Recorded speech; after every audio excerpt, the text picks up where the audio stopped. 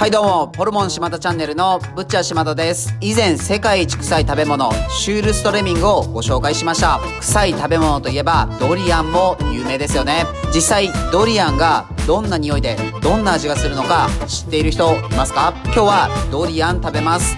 それでは早速やっていきましょう。はい、こちらがドリアンです。こうやってカメラの近くに置くと遠近法で大きく見えますね。体の近くに持ってくるとこんな感じです。これでも十分でかいです。なんか中二心をくすぐる見た目をしています。ドリアンをデザインしたデザイナー、なかなかパンクですよね。陶芸家の古賀隆弘さんの作品にありそうなくらいトゲトゲしています。はたまたルブタンの靴のようにも見えてきます。もしくはワンピースの世界に出てきそうな見た目です。なぜここまでトゲトゲする必要があったのか謎ですね。改めて見てみると自然界のデザインは美しいですね。触っているだけでもドリアンの重さもあってトゲが手に刺さって痛いです。こんな実が木の上から落ちてきたらと考えると恐怖しかありません。ドリアンといえば果物の王様と呼ばれたりもします。原産地はマレー半島と言われていて、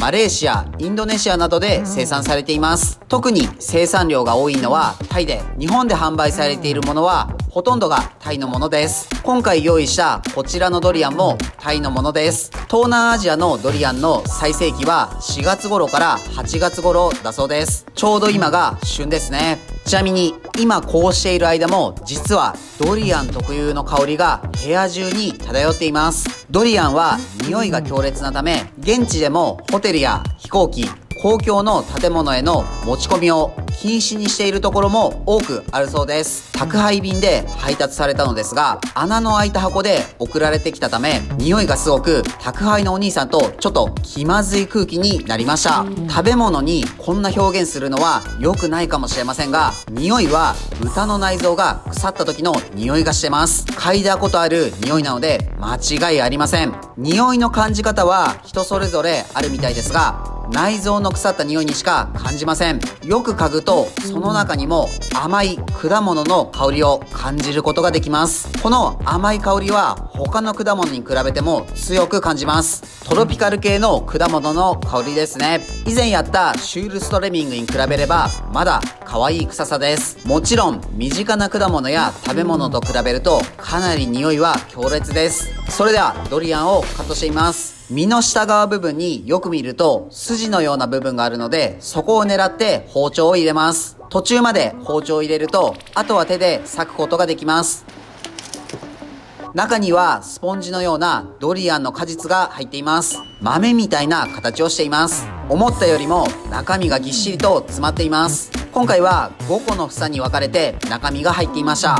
せっかくなのでこの生の状態でドリアンを食べてみましょう。いただきます。この黄色い中身を見てドリアンだと分かる人も少なそうですよね。なんだかでかい芋虫にも見えます。それでは食べてみましょう。鼻がおかしくなっているのか、初めのような臭さは感じていません。味はめちゃくちゃ甘いです。カスタードクリームを食べているような濃厚な甘さととろっとした舌触りがあります。口に入れた瞬間ガスのような香りを感じますが、噛むと甘さが口いっぱいに広がり臭さは消えます。果物の中でも結構甘さが強いですね。爽やかな柑橘系の果物とは違い、熟したバナナのもっと甘い版というか、この食感が苦手な人もいそうです。これだけ臭いのに食べると甘さが勝つのが不思議です。ちなみにドリアンとアルコールを同時に摂取するとかなり危険らしいので、食べる際は注意しましょう。中に種が入っていますね。不思議な形をしています。これ絶対カスタードと合いますね。ということで今日は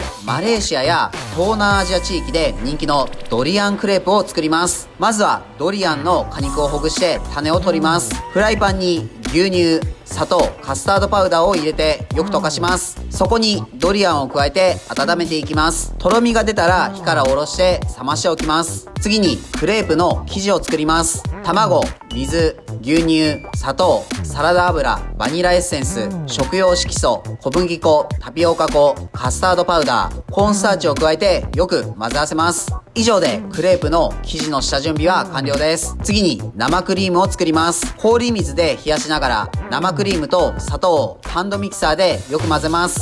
角が立つくらいの硬さになったら完成です。次に先ほど作ったクレープの生地をフライパンで薄く焼きます。生地が焼けたら生クリームを絞って、その上にドリアンのソースを乗せて、さらにクリームを絞ります。あとはクレープで包めば完成です。見るからに美味しそうなクレープです。サンプーチャンを思い出しますね。早速食べてみましょう。いただきます。ドリアンとアルコールを一緒に飲むとダメらしいので、今日は自分の大好きなウィルキンソンのジンジャーエールの辛口を合わせます。これ大好きなんですよね。炭酸自体好きなんですけど、辛口のジンジャーエールだとさらに喉にグッとくる感じがたまらないです。モスコミュールを辛口ジンジャーエールで作るのにハマっていた時もあります。この辛口ジンジャーエールを冷やすだけに冷蔵庫1台を使っていた時期もあるくらい大好きです。最近飲まなくなったので久しぶりに飲んでいます。この喉にくる生姜の辛さが効く。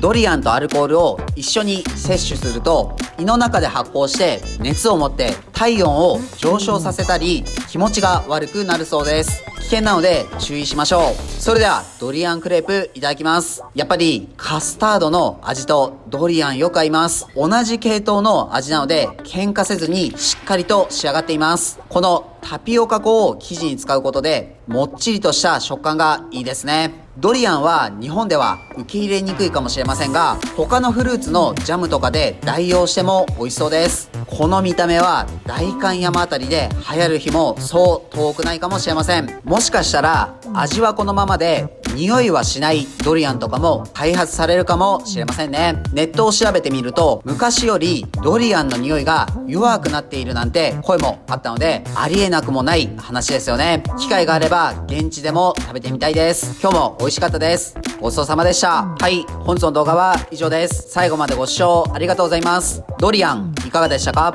この美味しさは果物の王様と言われるのも納得です。自分たちは群馬県前橋市と高崎市でホルモン島田というホルモン屋をやっています。群馬には美味しいお肉を食べられるお店がたくさんあるので、もし群馬に来た際はいろいろ探してみてください。この動画がいいなと思いましたらチャンネル登録、高評価よろしくお願いします。